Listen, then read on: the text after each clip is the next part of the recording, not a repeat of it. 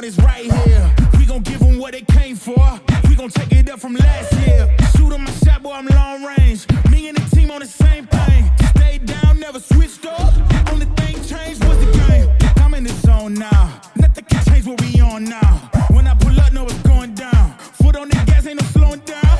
Aiming for greatness, no settling. Kick down the second game out in Los Angeles, oddly enough, tipping at 6:39 local time. That Clemson-Arizona game is going for like the early bird special at the Old Country Buffet at 4:09. But the second game has the 4-seed Crimson Tide against the top seed Tar Heels of North Carolina.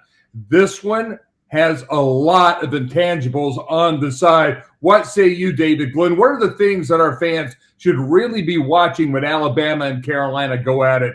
Well, I'm going to start with my one thing, and then I'll follow up. Quick side note, by the way, that start time is our time, 9:39 p.m. So on CBS. So Thursday night, Mike mentioned 6:39 local time. Just remember, it's 9:39 our time, which is late by some people's standards.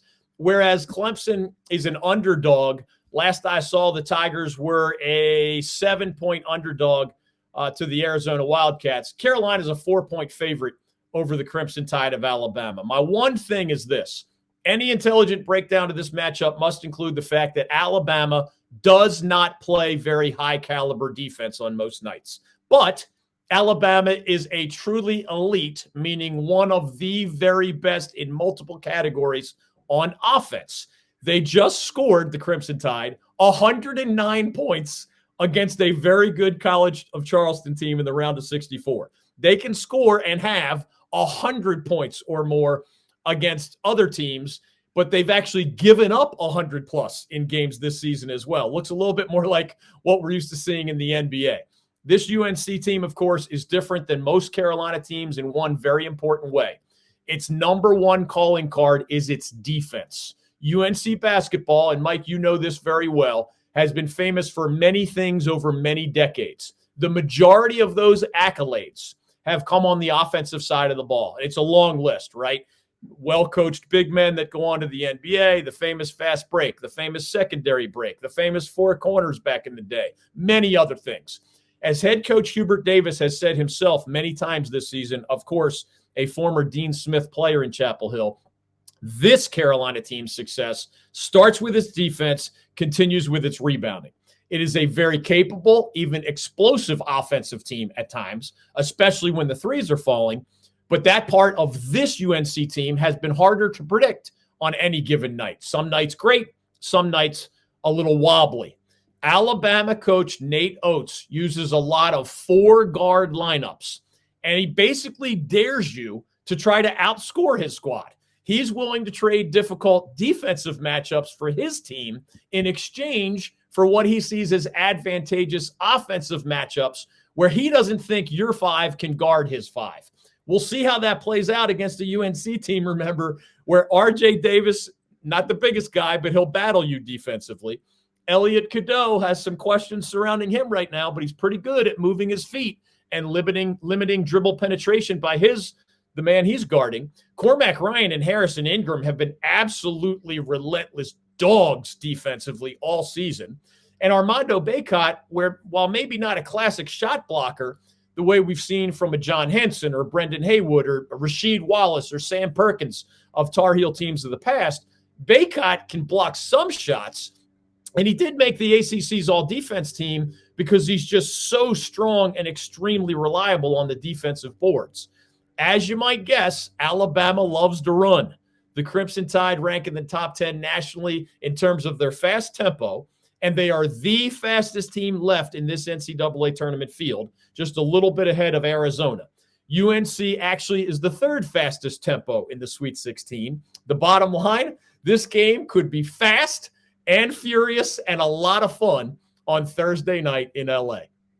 Michael Berard, Managing Director Investments with the Founders Group at Stifel, works with a select group of high net worth individuals and institutions to develop and implement investment plans tailored to their specific objectives and risk tolerances.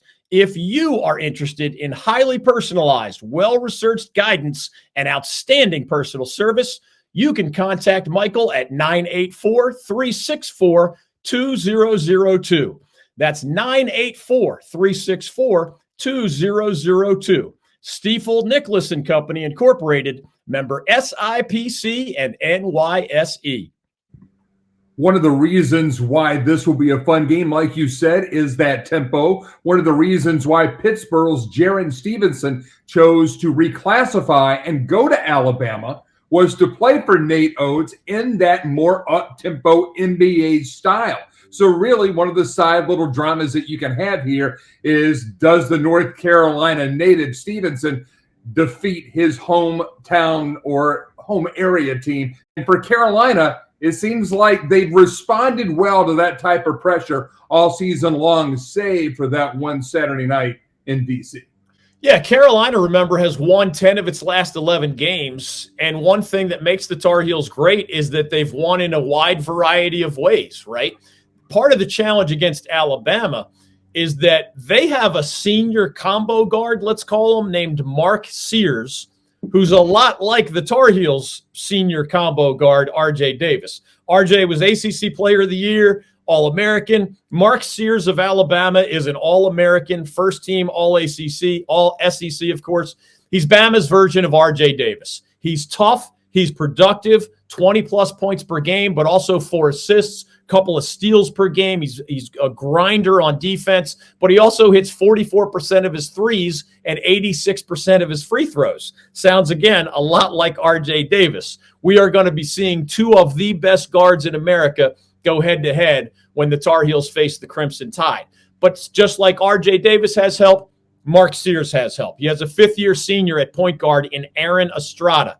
Just as Cadeau takes some ball handling pressure off of R.J. Davis, Estrada takes that pressure off of Mark Sears, who does play some point guard, but also is a fantastic scorer on the wing.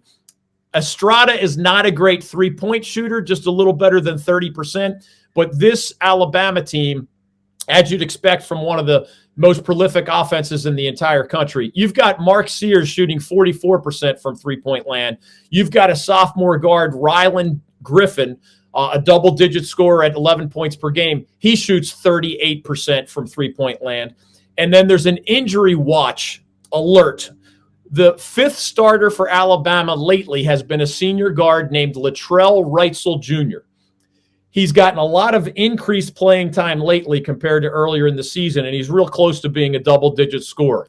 He hits 44% of his threes, so that's 3 different three-point threats just in the starting lineup for Alabama. He's also 27 for 27 from the free throw line this season, so his percentage is actually 100%, even though it's the month of March. You don't see that all that often.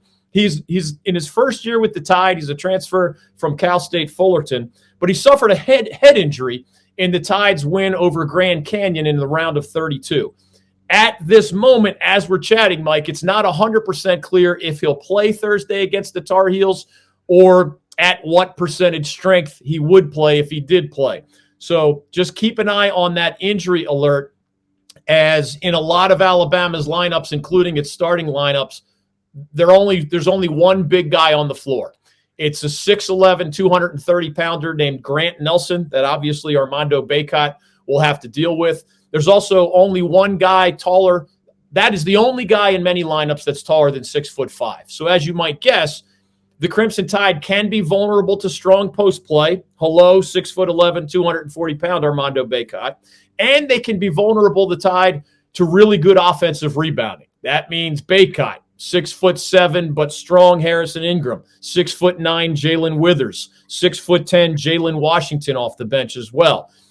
Alabama did not see that many teams with that many quality big guys and quality offensive rebounders in SEC play. That much maligned Alabama defense, again, top 5 in some offensive categories, outside the top 100 in some important defensive categories. The Tide did just hold Grand Canyon to only 61 points and only 2 for 20 shooting from three-point range. That's 10%. But with all due respect to the Lopes, as Grand Canyon is called, they simply don't offer anything like the challenges of R.J. Davis from the guard position, Bacot as an absolute load in the post, and at least 4 guys who are capable of punishing you on the defensive boards, the guys that I mentioned before. In addition to 3 or 4 guys that can bombard you with their three-point shooting, the Tar Heels, of course, on many nights have plenty of help for R.J. Davis in the form of Cormac Ryan, Harrison Ingram, and sometimes even others. Quick fun fact, the best offenses Carolina has faced this season are those of UConn, who beat the Tar Heels, Duke, who the Tar Heels beat twice, Kentucky, who did beat the Tar Heels. So that is only a 2-2 record for Carolina against the elite offenses they have faced this season. However, I would argue that UConn especially, but also Kentucky, are more well-balanced teams than Alabama between offense and defense, meaning they offer you multiple sets of headaches. Whereas the Crimson Tide is a scary offensive juggernaut. There's no doubt about it. They might score 80-plus on you, but they just might give up 90-plus to you. So it'll be interesting to see how the tempo unfolds. I do expect a high-scoring, fast-paced game in this one. I think only a very cold shooting performance by the Tar Heels could stop them short of the Elite Eight. But it'll be interesting to see how Alabama defends Elliot Cadeau. That's an ongoing theme. He missed all 4 of his three-point attempts against Michigan State. He's being ignored beyond the perimeter.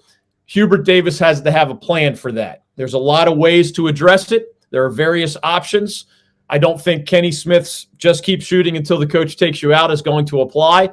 Cadeau needs to follow whatever Hubert Davis's plan might be. And as I mentioned in another show, it's okay if it's take your first one, and if you make it, feel free to take another one. I don't think Elliot Cadeau at this stage of the season should have the freedom to just keep taking threes and go 0 for 4, because in close games, that could be the kind of thing that sends the Tar Heels home.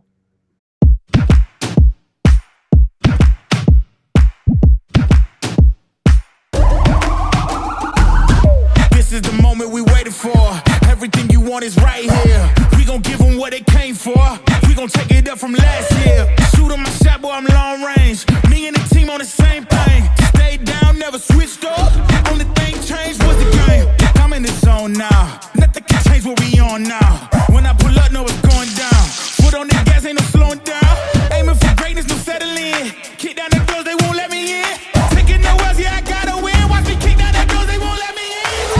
Who running the game now? Foot on the gas, can slow down. No, my team, we holding it down. We know we running it now. Watch the game change. Watch the game change. Watch the game change. Watch the game change, yeah.